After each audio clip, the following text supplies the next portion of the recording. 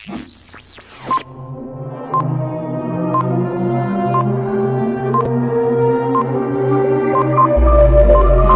anyone, sir.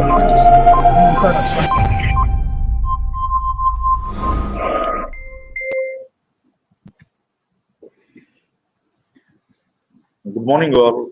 On behalf of Department of Computer Science, PB Siddhartha College of Arts and Science, I welcome you all for webinar on Kickstart Your Coding Journey. Nowadays, with the aid of technology developers, we are making everything instantaneous. Coding is the backbone of everything we do today in digitized world. Coding plays major role in the development of software, web applications, mobile applications, cloud applications, IoT applications, games, and etc. Today's resource person, Dr. Prashant Nair, will illustrate more popular coding platforms like Topcoder, CoderByte, Project Yoler, HackerRank, CodeChef, CodeWars, LeetCode, etc. to crack online programming competitions or online tests offered by the various companies to get better employment. Dr. Prashant Nair is working as an Associate Professor of Computer Science and Engineering of Amrita School of Engineering, Amrita Viswavidyapeetham, Coimbatore, India. He has over 20 years of teaching, research, mentoring, training, consultancy, and academic administration experience. He taught in an academic program in the USA and Europe at the University of California, San Diego, and Sofia University, Bulgaria as Erasmus Mundus Fellow. He has written 6 books, 2 edited books, 1 book chapter, and over 50 publications in reputed journals, books, and conferences. He has mentored student teams which have won premier international and national competitions like Smart India Hackathon, Rajasthan Hackathon, TCS Digital Fin Challenge, and represented India as a part of the national hackathon team for Singapore India Hackathon, and felicitated by the Honorable Prime Minister of India, Sri Narendra Modi. He also been ranked as top innovation mentor in India by Atal Innovation Mission and coordinates AIM activities at Tamil Nadu as the region mentor of change. He has been serving as a chairman, vice chairman, coordinator of Amrita Deemed University Internal Quality Assurance Cell since 2009. Thank you for giving me this opportunity. Now I hand over the session to Dr. Prashant Nair. Yeah, thank you so much, Dr. Surya Kiran, Dr. Sridhar K, very senior academician, dear students from PB Siddhartha College of Arts and Science, Vijayawada, other faculty colleagues from PB Siddhartha College. A very good morning to all of you. At the outset, I'm very thankful to PB Siddhartha College and Dr. Sridhar to invite me for this. And I will try and give you some snippets of information on how to accelerate your coding journey. So the topic is how to kickstart your coding journey, how to accelerate your coding journey. As I understand, most of you are undergraduate or postgraduate students of computer science, and maybe a few who are not in the computer science domain. But I'm sure these inputs will be very useful for you. At least some tips that will help you move on and bring laurels not only to yourself but also to your institution and your future. So without much ado, I will start my slide sharing. Just give me a minute.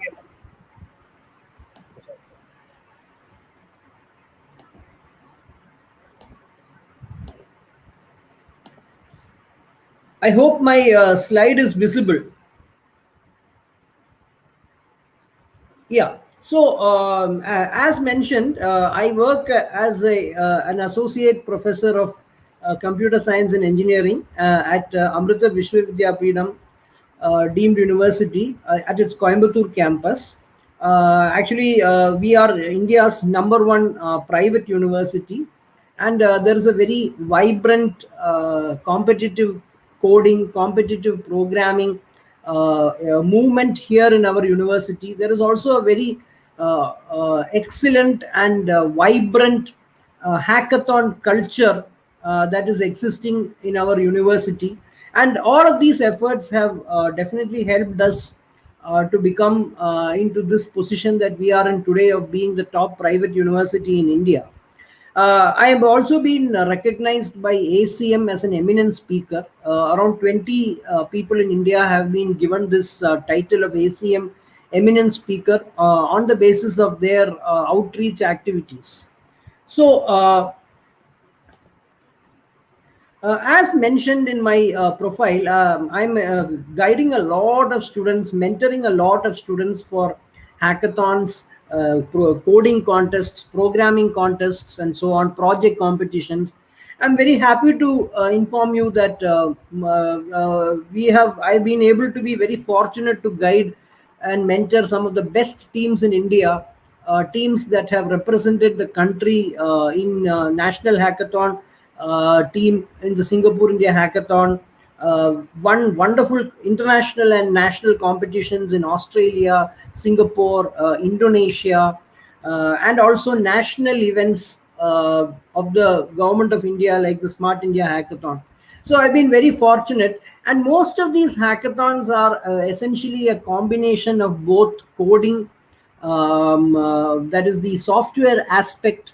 There is a lot of interfacing, which again involves some coding with making the hardware components talk to the software components, and of course, some level of embedded system and hardware programming is also there.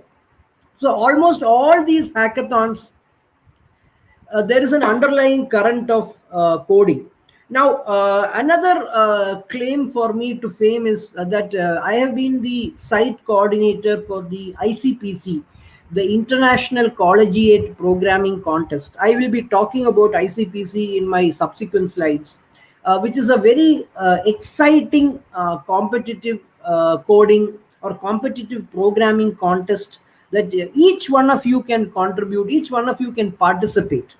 So the structure of my talk is, first I will talk to you a bit about simple tips. These tips are no brainers in the sense that they are very, very commonsensical kind of things, but I'm sure some insights, especially based on my experience.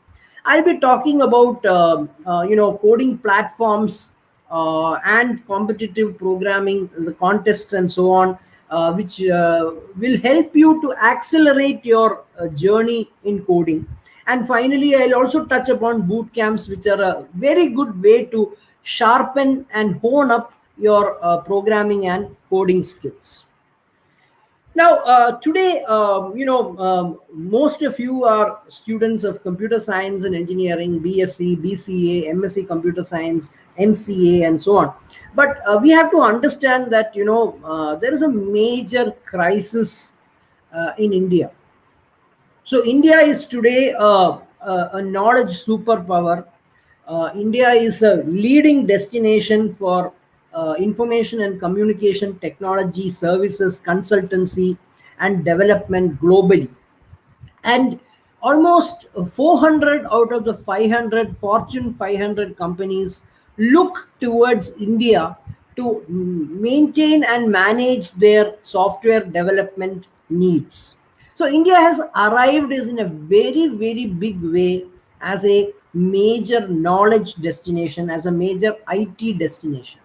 But having said that, even though we have arrived, there is a big problem that we are facing. Almost 3 million students join the information communication technology services development workforce. When I say this 3 million, 30 lakhs every year, this is including BSc Computer Science, MSc Computer Science, MCA, BCA, BTech Computer Science, BTech IT, BTech BE Computer Science, Electronics and Communication, Electrical, Mechanical, across the board. So IT, information and communication technology industry, is one industry where everybody and anybody is welcome, provided you have the skill set, provided you have the passion, provided you have the competence. So anybody and everybody, whatever branch you are in, whether you are an engineer, whether you are an MCA, a BCA, BSc Computer Science, MSc, it doesn't really matter. As long as you have the competence, you have the skill, you have the talent. But the fact of the matter is that there is a major problem, a crisis that is looming, that out of the 3 million students who are graduating and joining these ICT companies, whether it be Microsoft or Amazon or Google or Facebook or Infosys, Wipro, Cognizant, HCL, the companies are finding out that only 25% of them are employable. This is engineering. But if you take arts and sciences, which includes MCA and so on, they are finding that only 15% of these graduates are actually employable and can be directly deployed into the job. That's a very alarming figure. Out of 100 engineers, only 75 of them are not easily deployable into the company. Out of 100 arts and sciences graduates, which includes BCA, MCA, MSc, BSc, only 15 of them are employable. 85 of them are not making the cut. And the companies have to do a lot of work, a lot of efforts to make them employable. So a very substantial amount of training and upskilling is needed. So that's a very serious issue. And the if you see if you peel down the figures, it's more alarming when you consider that out of 100 engineers, 17.9, 18 of them are okay for only software services. Only less than 4 of them percent are good for product development. Likewise for startups. Today, India is a major startup destination. The dream jobs of everybody is a startup. And today we have 50 startups that have become unicorns. That means companies with a $1 billion valuation. And people want to go to these startups, but it's so alarming that only 4 out of 100 graduates are able to get into a startup and contribute. These are all very serious things. So how do we plug this gap? How do we address these gaps? There is definitely an issue with respect to their coding skills, with respect to the digital skills. And today I will try to give you some insights on how you can hone up these coding skills, how you can make use of platforms, contests, boot camps, competitive programming, competitive coding to actually try and help you, address this gap. And you definitely don't want to be in that 85 arts and science graduates or 75 engineering graduates who are not employable. Who you definitely wanted to be in that top cream of the cream, the top 10 or 15% of graduates in engineering and arts and science who are very employable. And these are the people who will grow in the organization. These are the people who will get promotions, who will get increments, incentives, and grow up, join the best companies, and so on, and make a mark. Now, today, coding is a very, very important skill. Rather, coding has not become a technical skill. I will say that coding has become more of a life skill. Coding is the backbone for everything that we do in the digitized world. You want to book an appointment with the doctor. You are using some software, there is coding involved. You want to order some food on Swiggy.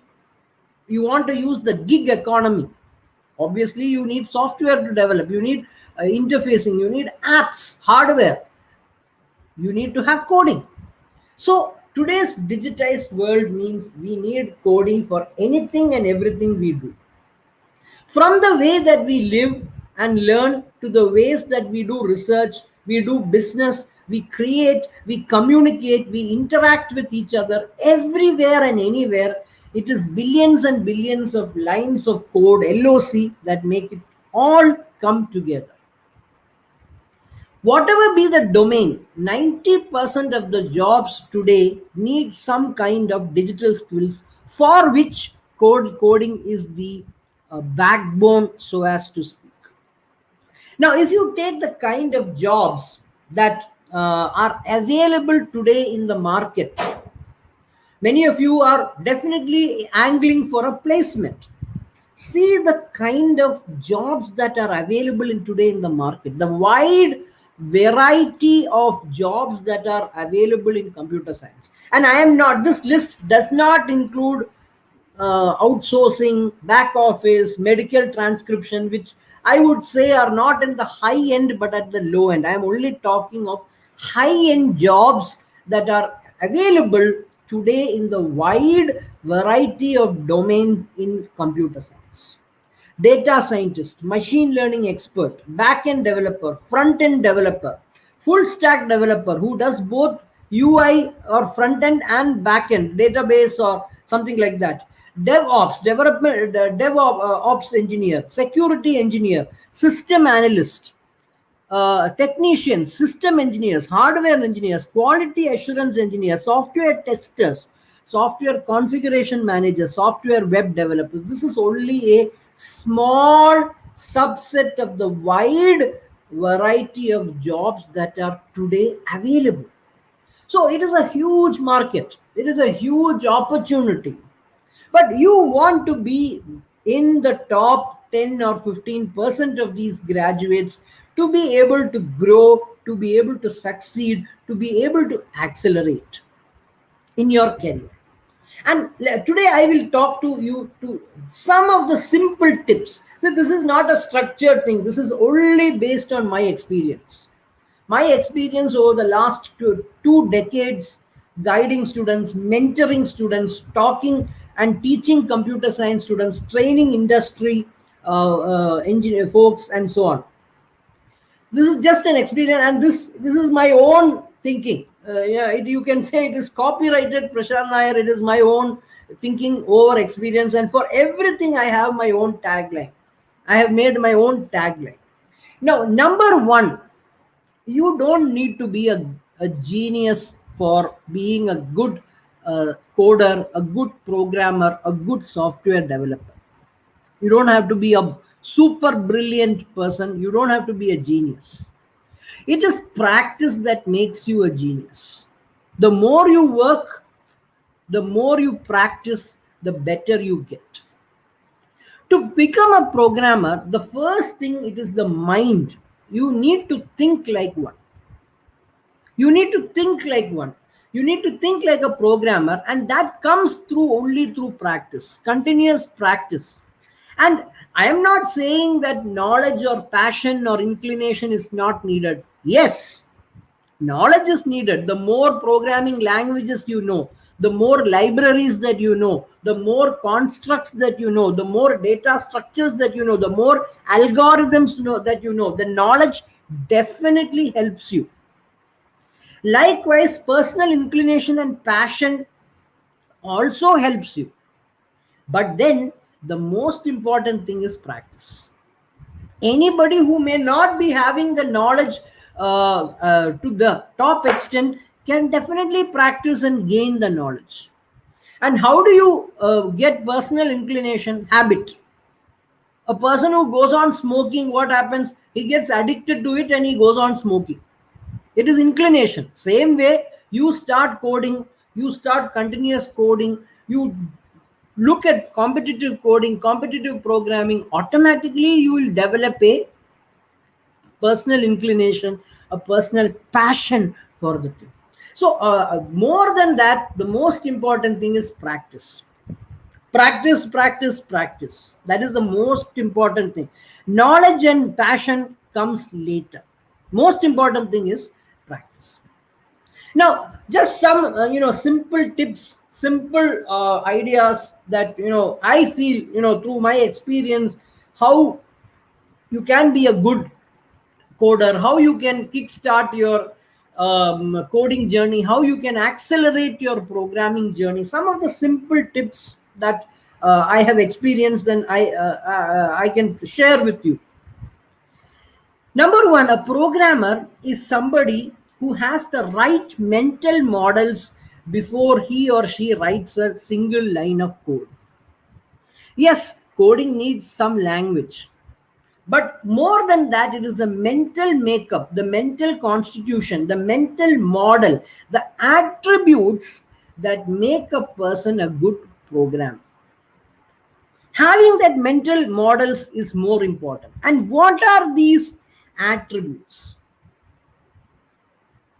It is not possible for anybody to have all these, but having some amount of all of these helps, right? So let us see them one by one. Innovation and creativity. Engineers make the world. That is the tagline. When I say engineer, it doesn't mean BE or BTech. It can be BSc, MSc, MCA, BCA. Anybody who creates, who develops, is an engineer. It need not be, it has nothing to do with the degree. Anybody who creates is an engineer. So you need to have innovation and creativity. You need to think differently. The more differently you think, the more unique you think, the more creative you are, it is better in the programming or the coding journey. First point. Second point, logic. You need to think logically and rationally. Logic and rationality. You need to have a flow. You need to have a logic, and that logic does not depend upon the language or the platform. Those things are secondary. Whatever be the platform, you may be good in C or C++ or Java or Python, it doesn't matter. You have the logic, great. You can use any language or any platform if you have the logic. And you need to be rational. Rational in the sense you should be able to connect the dots. There are so many things. You are working with so many modules.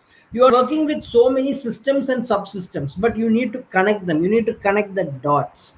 And that comes only when you have a logical and a rational way of thinking. You need to have a problem solving paradigm in you. See, today we are seeing the whole world has been affected by this COVID pandemic. And not a single person anywhere in the world who has not been affected. So many problems came out. It's only an example. We saw shortages of oxygen, we saw shortages of vaccines. We were caught unaware. Despite the best efforts of the government, we were caught unawares and we were subject to these kind of things. Why? Because of these problems. And we need to solve problems. So, quickly trying to understand what I'm trying to say. A coder, a programmer has to be innovative. A coder has to be logical. A coder has to be rational. A coder has to also have a problem solving paradigm. These are some attributes. Now let us see the next level of attributes. A coder has to always think in a structured fashion. Everything is in a hierarchy, a structure, a layer. And any problem, you think in terms of hierarchies, in terms of layers, in terms of levels, and see how you can solve the problem level by level. And for this, we use what is known as divide and conquer. Of course, some people don't like that. Divide and conquer is what the British did when they enslaved India for a couple of more than 200 years. But as far as coding is concerned, divide and conquer is a very good strategy. You have a structure, you have layers, you have tiers, you have hierarchy. Now you arrest level by level or layer by level, you divide the problem and you try to conquer. So this strategy is very good from a computer science point of view. Teamwork. Software coding is a collaborative job. Programming is a collaborative effort. Even if you are developing a program, somebody is running the server where you are taking the software. If your computer fails, you need a hardware engineer to help you to back up the data. It is a team job. And I always say to all my hackathon teams, what is the full form of team? TEAM. I will say together everyone achieves more. TEAM means together everyone achieves more. Individual brilliance takes a backseat, and it is group and team effort that makes it very, very important. Next step, increment. Go one step at a time. Journey of 1,000 miles begins with a single step. Even if you are going 1,000 miles, you start with a single step. Go one step at a time. If you have so many layers, if you have so many hierarchies or tires and levels, you go one step at a time. Divide and conquer them. Then, of course, some simple things: hard work, patience. You need to be patient. Things don't happen immediately.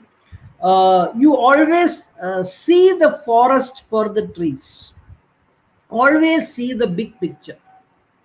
I will explain what this means. You have developing a very big system. You make a change in one module. Always, you should understand, if I make a change in this module, how will it affect the other aspects or other modules or other interconnections? That is the meaning of this see the forest for the trees. Always see the big picture. What will happen when I am, in physics, there is a law. For every action, there is an equal and opposite reaction. So when I am making an action, where will the reaction come? I am tweaking a module. Which other module will be affected?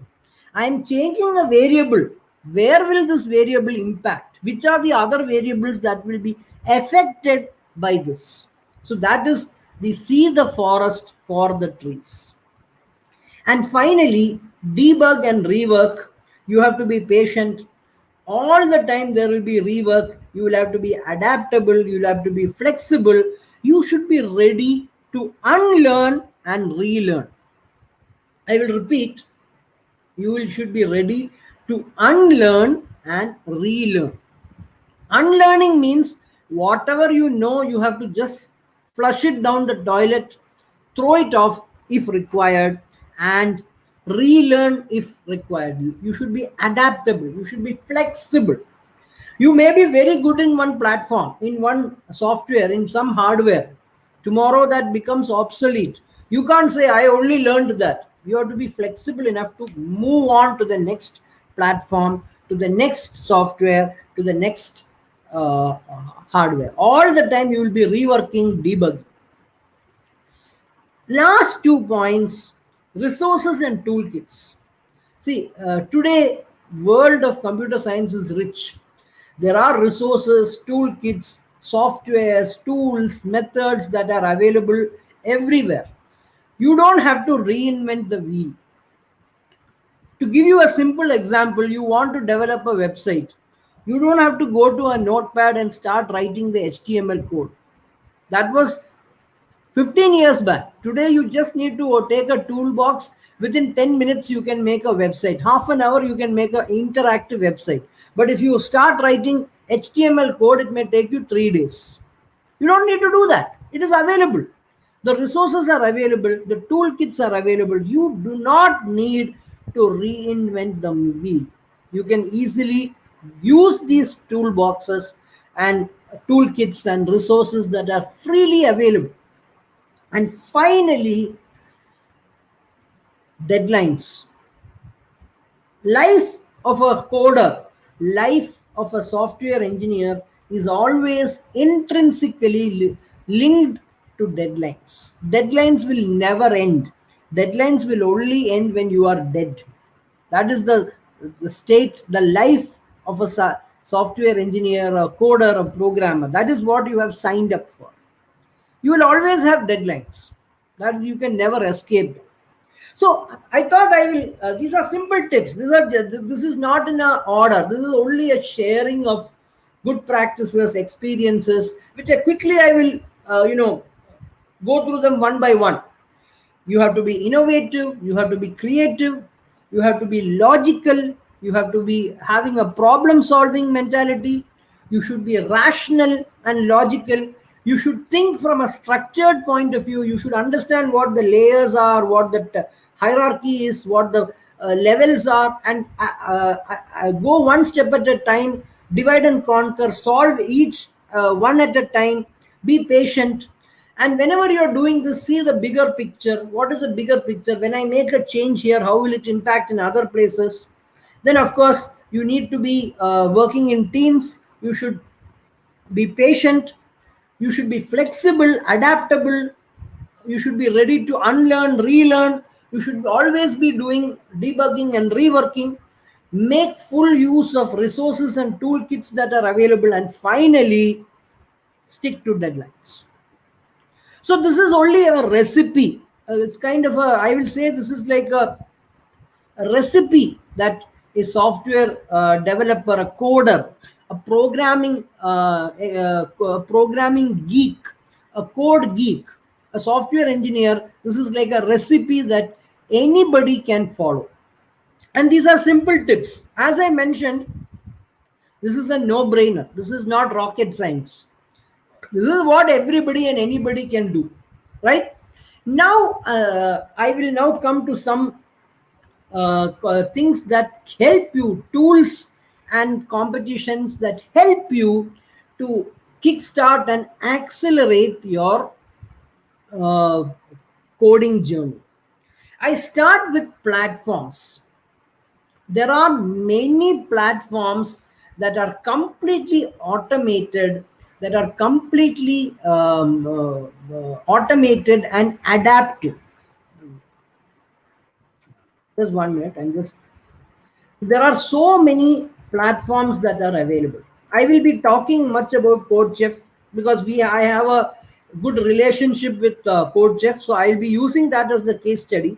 But there are so many online programming environments, automated and adaptive tools that are available that you can use very easily for accelerating your journey. Code Forces, Spodge, Top Coder, HackerRank, CodeChef, PC2, Dom Judge, Mushak, CMS. These are some of the popular online programming tools, online programming environments that are available. Some of them have all the features, some of them have few features, but it is a dime a dozen. Mushak, Dom Judge, PC2, CMS, CodeChef, HackerRank, Top Coder, Spodge, Code Forces. But I will be explaining from because of my interaction and collaboration with CodeChef. CodeChef is an excellent tool that is being used. CodeChef is probably the most prominent programming website that is available. And one very great thing is that most of the traffic for these kind of programming contest websites comes from India. That means it is an indication that India is a IT superpower, a coding superpower. That is because you can find out that the best programming platforms, maximum users, the top users are Indians. In fact, CodeChef is probably one of the best in terms of popularity. There is a number also this is a survey taken many years back. More than 77% people are aware of CodeChef. Around 47%, 48% about HackerRank. Code Forces 37.3%. Now, these are programming platforms that help you to focus on what is known as competitive programming or sports programming. This is also known as competitive coding or sports coding. And the idea is very simple. You learn and participate, and you learn by competing with others.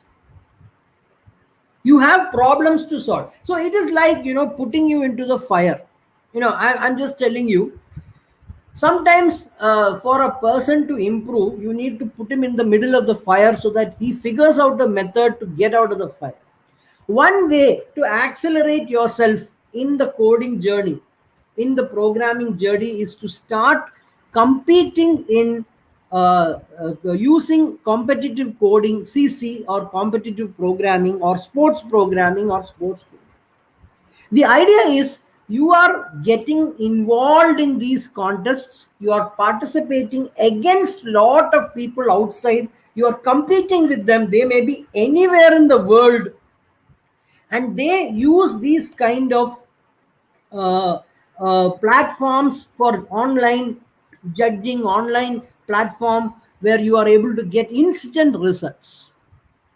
And as mentioned, CodeChef is probably the best programming platform that is available for competitive coding. For even not only for competitive coding, for learning and all, CodeChef is perhaps the best platform. And the numbers itself are very good. There are more than 1.25 million programmers and coders from 12,000 different institutions, colleges, companies that are on CodeChef. And CodeChef has conducted more than 3,200 plus programming contests online. From anywhere in the world you can write, and more than almost 100 million plus program submissions are there on CodeChef. So sometimes you need to, you need to be, to improve, you need to start competing. And competitive programming gives you that idea. Because you are you may be good in coding, you may be bad in coding, but now you are improving by competition. You are having people participate in a contest with you. You may not understand anything, but you are competing, you are using these platforms, everything is transparent, everything is open, everything is on the internet, everything is visible. And you sometimes being in the fire will make you take the best out of it.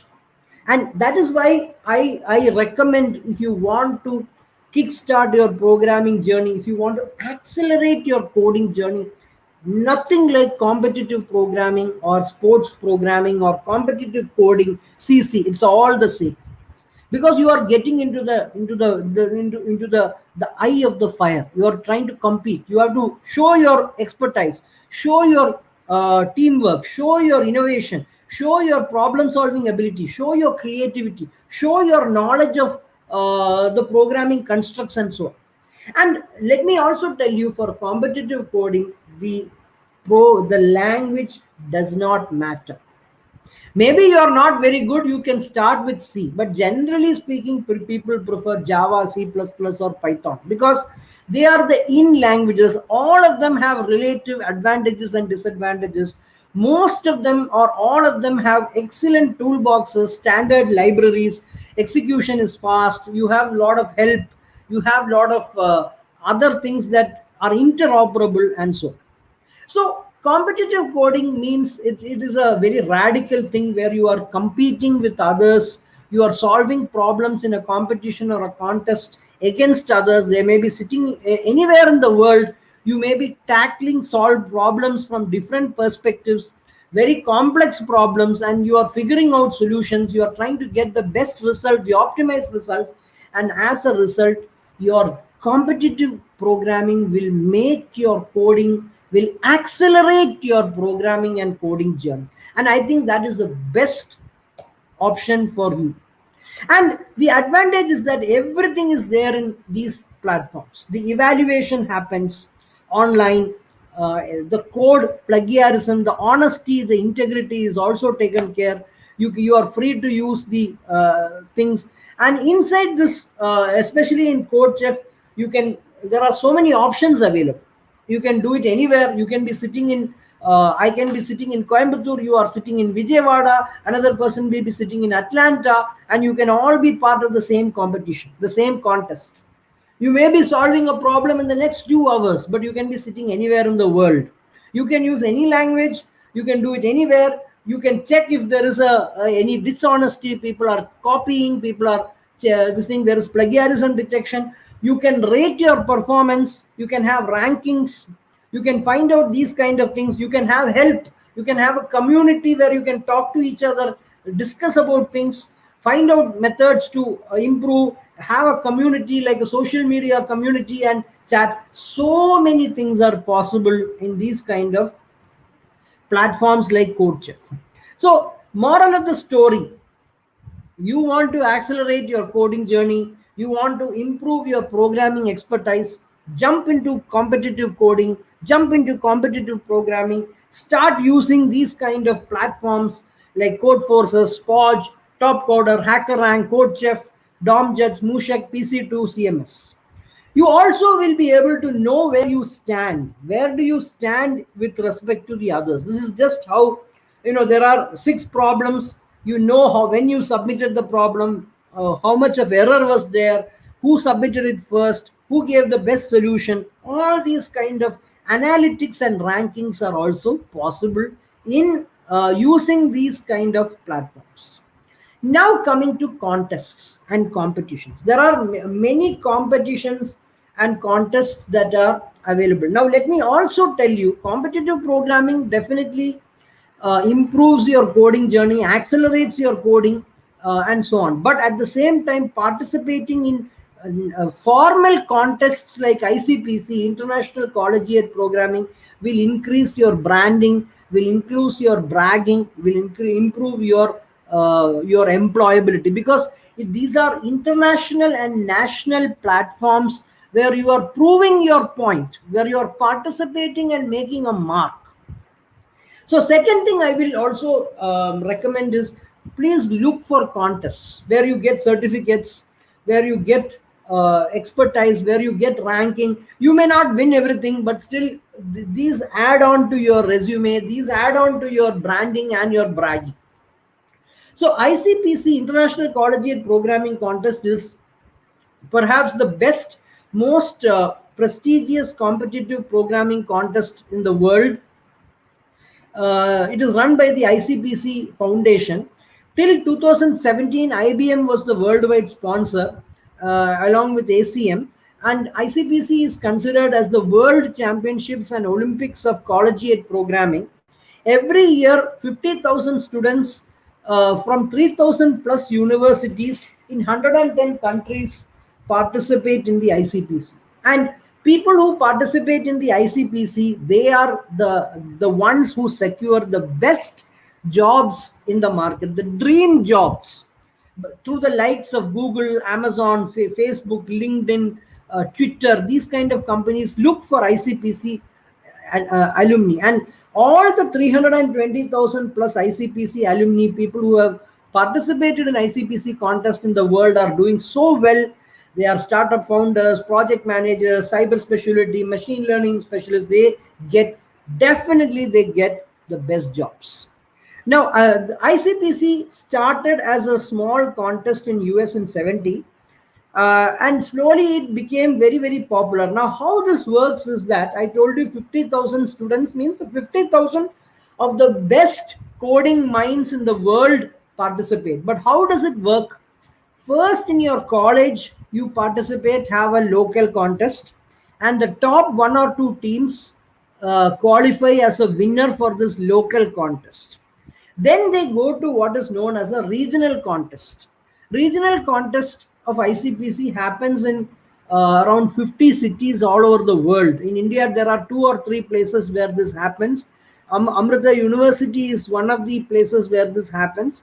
I think there is another couple of IITs and 1 or 2 private colleges also that run that ICPC contest.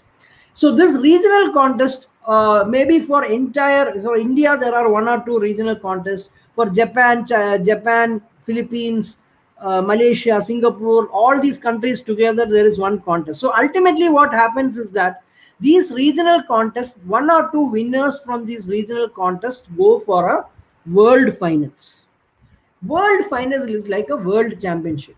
This year it is going to happen in Moscow. So every country bids for this world final. Like the Olympics, every country has to bid for this world finals. And every year it happens in some country. And only the top teams from every contest go, 1 or 2 or 3 teams So from India, maximum there will be 2 or 3 teams that go to the world finals. And in the world final, once you win, you become the world champion. Now, in India, you might or may not have heard about this ICPC, but throughout the world it is so popular, because I went for one of the world finals in 2011 in Orlando, Florida, in US. 10 years back I went for a world finals. I went for one more world finals in Egypt, if I'm not mistaken, 4 or 5 years back.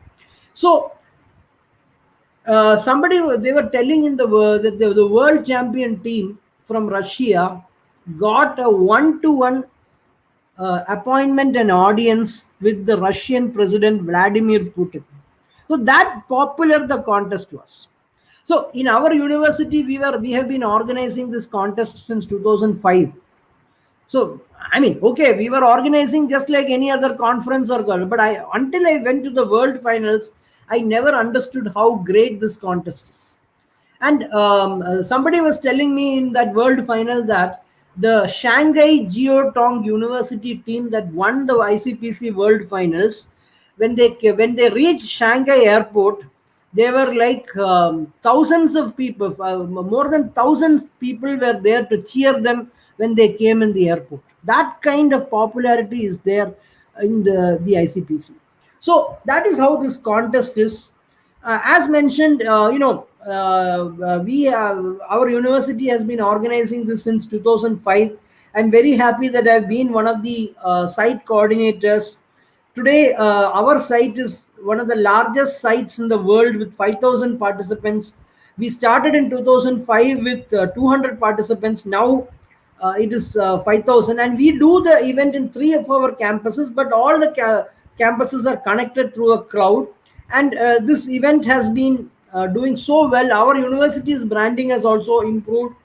Now, how does it work? It is 3 students per team, 1 computer per team, and 5 hours you solve something like 6 to 15 problems. Normally it is 10 to 11 problems, and team solving the most problems wins in the least amount of time. With There is a penalty system also, depending upon the number of errors, bugs, and all. So imagine, you are solving 10 problems in 5 hours. All the problems are highly complex. This is what I'm trying to say. You are competing, you are participating, you are getting into the eye of the fire and improving yourself. And this actually helps you to improve. I think. And finally, I want to talk about other contests like Google Code Jam, IOI. There is a contest called IOI, International Olympiad of Informatics, Top Coder, Facebook Hacker Cup. All of these events help you in a very big way to get into competitive coding, competitive programming. And that is the best way, using these platforms like CodeChef, HackerRank, Mushak, help you to improve and accelerate your programming journey. The last thing I wanted to talk to you is, if you are an absolute novice, you are very poor in programming, one way is to go through a boot camp. A boot camp is summer boot camps are there, 4 to 5 weeks, 6 weeks boot camps. They help you in a very big way, to get accustomed to coding, accustomed to programming, and help you to analyze. So this is all that I had from my side. I close with this, with this quote: "Never stop learning." If you want to be a good coder, if you want to be a good programmer, never stop learning. That's the message from me. Thank you very much. That's all from my side. I'll be happy to answer any queries that you have. Wish you all the best. Thank you.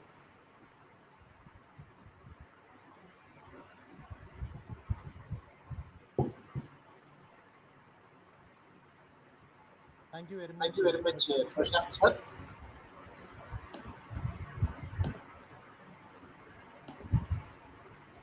So the questions will come in the chat, I guess, right? Yes, sir. Yes, sir. YouTube chat, but I won't be able to see the YouTube chat. Sir, Sir, in studio, in studio you can see. Oh, private chat and comment. Right. I can see. Yeah. You click on Click comments. on comments. Comments. Yeah. A lot of thank you is there, but let me just check.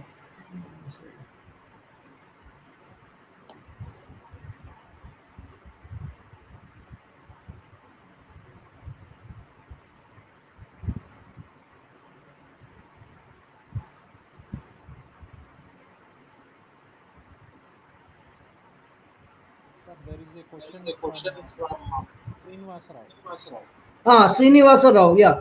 Learning one perfect language is better than learning half language. So actually, a very good question. So I have a slightly different opinion on this. I will say, be a jack of all trades and a master of one. I will repeat: be a jack of all trades and a master of one.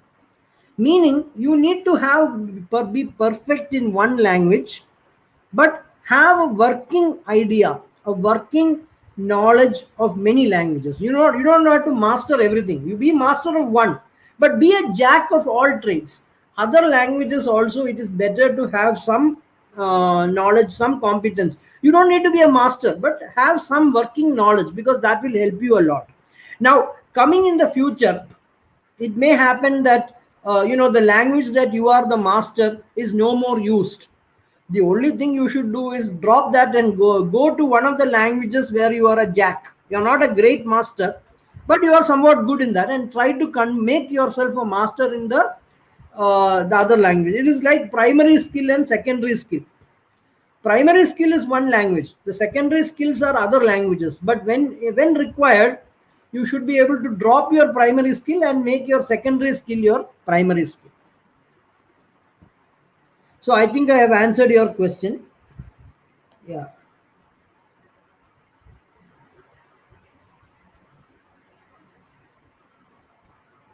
A lot of thank you. Tata Govind has said, please respond my question. One Mr. Peculiar is asking, are you aware of JIT? Yes, GitHub is a very good tool. I have not, I have not put it in my slides, but obviously GitHub is a very good open source community where you can develop your stuff. You are putting your things. You can always put there. It's a very good community. There are a lot of advantages of having a GitHub account. All people who are into coding definitely will have. Another question: why somebody chooses C++ over Python in coding competitions? Actually, both have advantages and disadvantages. C++, you can, it's not, it is a compiler based language. Python is an interpreter based language. There is a slight difference between the two. So Python, it is an interpreter. Line by line, you are given an output. You are able to see the intermediate steps, and that helps in debugging. But at the same time, C++ has advantages. C++ is very fast in terms of execution compared to Python. But then the number of toolboxes that may be there in Python, C++ may not have. C++ has standard libraries. So it depends. So both have advantages and disadvantages. Pavani is saying, can you give suggestion about learning one? Yeah, I told you, one language you should be perfect. You should be the master of one language, and you be the jack of many languages. Should have a working idea of many languages. Jansi Lakshmi says, at present, which programming language is used more? In terms of commercial things, I think today Python is very much used. Commercially, people are preferring Python as compared to C or C++ or Java. But then I would say Java also, because in terms of World Wide Web and all, so internet applications, most of that runs on Java. Websites, web programming, web server, proxy server, all of those things run on JavaScript only. So Mostly Java and Python. It depends upon which you are good. Both are important. You need to have a working knowledge of both. For developing websites, Jansi Lakshmi's question is, for developing websites, which short time development tools are best? See, there are so many free tools are there. So many tools are there. Cold Fusion, so many are there. I don't even remember the name. This thing, Interdev, Microsoft. So many tools are there. It really doesn't matter. Most of the tools are very simple, very easy to use, very user friendly. Anybody and everybody can use. Sai Spark is asking, if we ask you whether to choose career in coding or networking, which will you prefer? Definitely, the both have advantages, but the growth opportunities in coding will be much higher than networking. Right? The networking means it is a more of a hardware crimping, setting up the network, configuring the server, the router, the hub, the crimping, and so on. So the kind of what would I say, the activities or the opportunities would be comparatively definitely less in networking, because there will be only this many jobs you can do, right? You can configure your network, you can make a LAN, make a WAN, make a virtual private network, install a router, install a hub, install a switch. Maximum you will change the router to another router and you will learn the programming for that new router. Other than that, there is not much you can do in networking. So the opportunities will definitely be less as compared to coding. Having said that, networking is a good field. It's a specialized field. So if you may not have that many opportunities as there in coding, because coding you can go anywhere. So opportunities may be more in coding, but if you are interested in networking, you can do, but there will be a constraint in terms of growth. Okay, so how to become DevOps? Very simple. You go to the DevOps, you install it, start programming, and take a certification. That is a very simple. This is a question from Mr. Peculiar. Jansi Lakshmi is asking, data science implementation is best with language like Python, R programming, or Python, or anything else? So I think as far as data science, machine learning, mostly Python is the lingua franca for data science and machine learning. I don't think the number of toolboxes that are there in Python, no other programming language will have. R is a simple language. I have used R for my research and all. It's a nice language, but I do not think that it will be anywhere near Python, because Python has so many toolboxes. NumPy, Skylab, NumPy, so many toolboxes are there. And another thing in Python is that you can even integrate with other toolboxes like Keras, and also there's so many things that can be done in Python. So I would think definitely Python is better with respect to data science and machine learning and so on. Hemalata is asking, how can we create new programming languages? Oh, that is very, very difficult. You need to develop something. Making a new language is not so easy. You need a complete instruction set. You have to go down to an ALP, assembly language programming level, and all. It's all very, very difficult. I think it is beyond. I mean, in for 2-3 minutes, I won't be able to explain how to make a language. It is beyond the scope of this presentation, but it's very, very difficult. You need to go down to the basic ALU level, then you have to develop an instruction set and translate that instruction set into the ALP, assembly language programming level, and so on. Can you tell me, Nazir Sheikh is asking, can you tell me some other important skills in the present generation? So in addition to coding skills, which I already told you, coding skills are very, very important. So some complementary skills I did mention also, like teamwork. Teamwork is very important. Today, all these are collaborative kind of jobs. You cannot live in isolation. So developing collaborative skills, developing teamwork skills is very important. Another very important thing I will say is communication. Communication and presentation skills are very, very, very important, because Today we are living in a more of a globalized world. Your client may not be in India, your client may be in Europe, your client may be in America. So you need to be able to properly communicate to them. When I say communicate, it is not only talking to them, it is also presentation, how to have nice presentations. See, somehow I see a lot of students making too many slides. My This is again my opinion, huh? It's my own opinion. It may be right, it may be wrong, but my opinion is a class a class a class or a lecture cannot be more than 20 to 30 minutes. A regular class, I'm not talking of seminars, right? That's my opinion. Just 1 minute.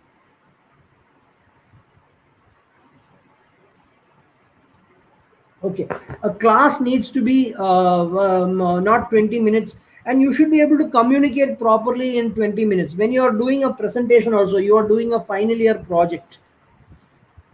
I'm telling you, last 20 years, I'm seeing students doing projects. People think that if I don't talk, I won't get marks. Nothing like that. You should be able to do it in a teamwork way. You should be able to communicate properly. Don't make long and boring presentations. Make short and crisp presentations. I don't think any presentation should be more than 10 to 20 minutes. Maximum, even 20 minutes is too high. 5 to 10 minutes, you make a presentation. Have a video. Don't put too much text in your slide. Make it infographics. Make images and graphics more. Have no text. If you see my presentations, I try to make my presentation. This presentation, unfortunately, it's not possible because the topic is like that. But many of my classes, there will be no text in the slide. It will only be images. Text is available in the resources. So make crisp presentations, communicate effectively, use tools.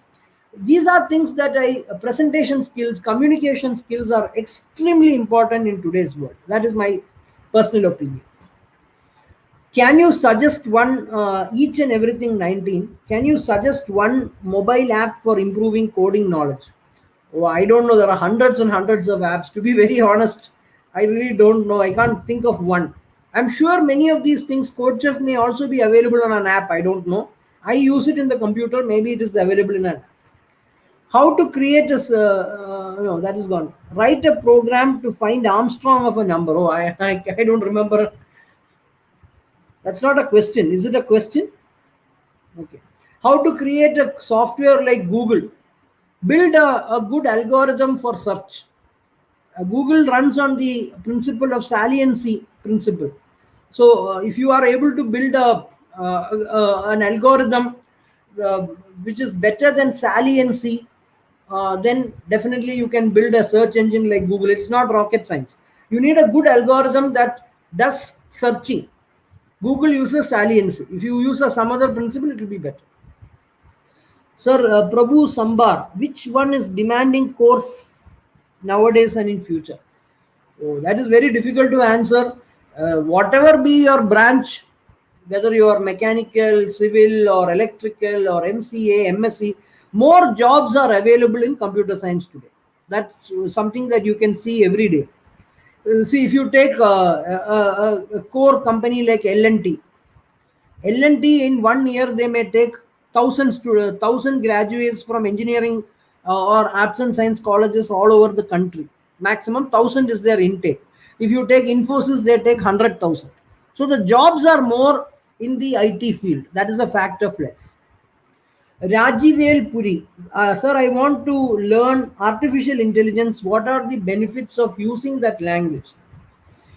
See, you to learn artificial intelligence is making a computer act as if it is like a human being, mimic human behavior. That is the meaning of this thing.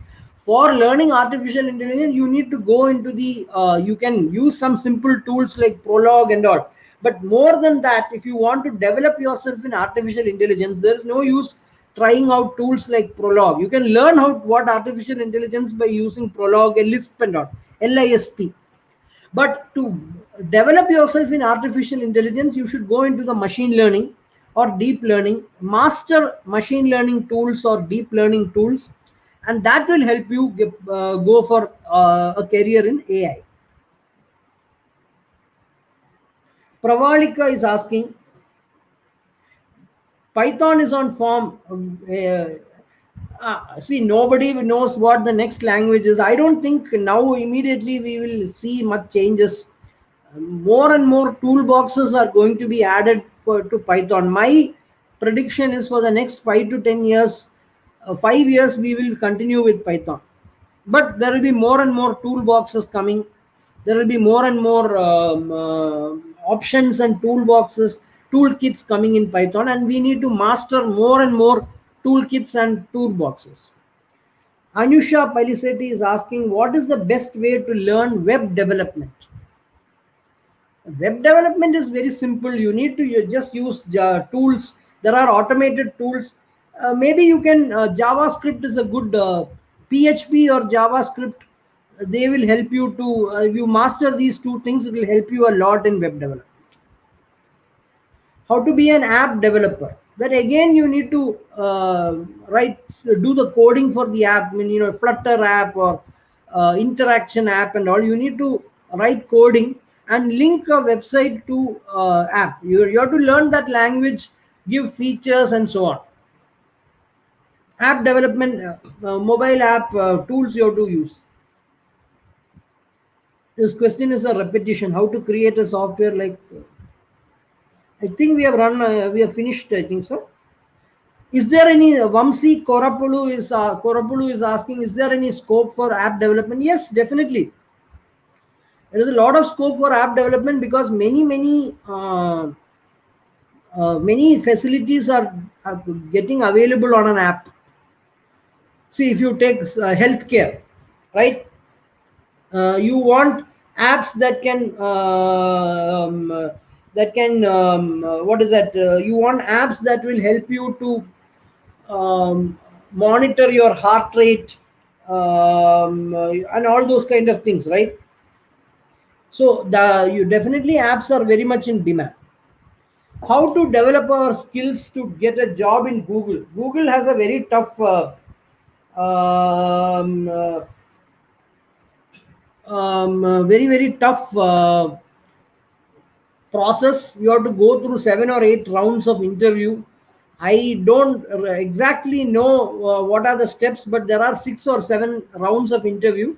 I recall 2 or 3 years back, one of our students had gone into Google. He cleared 6 or 7 rounds of interview. I don't exactly remember what those rounds were, but there are 6 or 7 rounds of interview. That much I know. I think that's about it. No more questions. How can Palak Jain is asking, how can I become an ethical hacker? What I have to do? How can I see? Ethical hacker is basically what an ethical hacker is. Somebody who looks into system vulnerabilities, either in the network, in the server, or in the internet, in the firewall, and so on. So how to become an ethical hacker is you have to probably go for some sort of ethical hacking course or certification. That's, I think, the right way, because these are not available in your curriculum. What does an ethical hacker do? He or she will go into the vulnerabilities of a system. So I'm just telling you, I am a firewall. My ICTS person, he won't tell me what the firewall is. If you ask me to install a firewall, I don't know how to install a firewall. That is not my area of expertise. That is done by the networking guy. So ethical hacking is involved into looking into those vulnerabilities that may be there. So you probably need to go for a specialized course. It may not be available in the curriculum. That's my answer, I think. Yeah. Thank you, Vandanapu, Namruta Sai. Good information. Thank you so much. A lot of good wishes are coming. I am very happy. Thank you.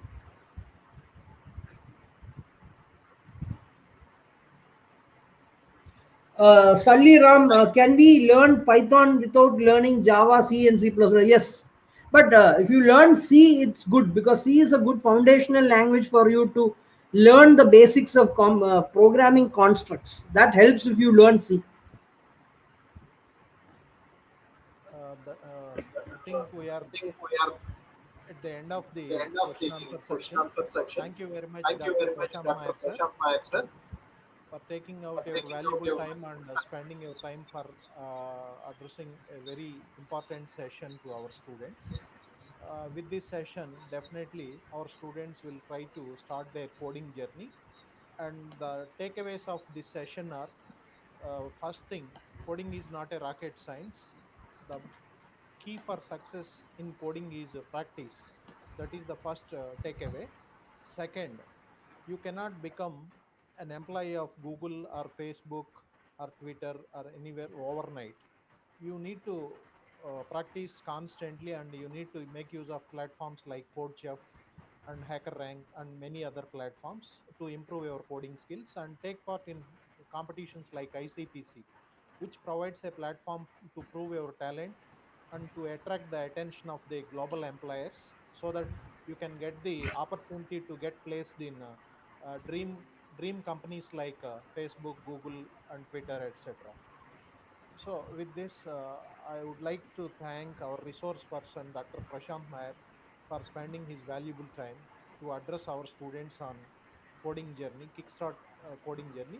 And sir, it's only an introductory session. In future, we will encourage our students to take part in various hackathons and coding challenges. We would like your kind guidance and tips to help our students to take part at least to the regional round, so that they can get the confidence, and in years to come, definitely one day they'll make it to world competition. Thank you very much, sir. Yeah. Thank you very much, Dr. Sridhar. Thanks for the wonderful session. I am also very happy with the feedback. I see the live feedback. So you can always follow me on Facebook and YouTube. I've put it in the private chat. Will it go to the on? Will be visible? No. No, sir, you have to Okay, mention. I'll tell you. Just search for my name on Facebook. You can follow me on Facebook and YouTube. The name of the channel is Prashant R Nair. Prashant space R space NAIR. Yeah, that's what Prashant R Nair. It is coming on the screen. You can search for me on Facebook and YouTube. You can follow my channel on YouTube. It's a new channel. I just started it 3 4 months back, 3 months back, and Facebook, of course, for more than 10 years, it's there. Thank you very much, Dr. Sridhar. Thank you to the HOD, and stay safe. Good day. Thank you very much, sir. Before closing the session, I would like to request all the participants to fill the feedback form, which is going to be kept in the chat window. Click on the link and fill your feedback form, so that you will receive the participation certificates to your mail within 2 to 3 days. Okay. This is the information I want to communicate to all of you. Thank you very much for being part of this wonderful session. Thank you, sir. Thank you, Thank you, Dr. sir. Okay, good day. Stay safe. Bye.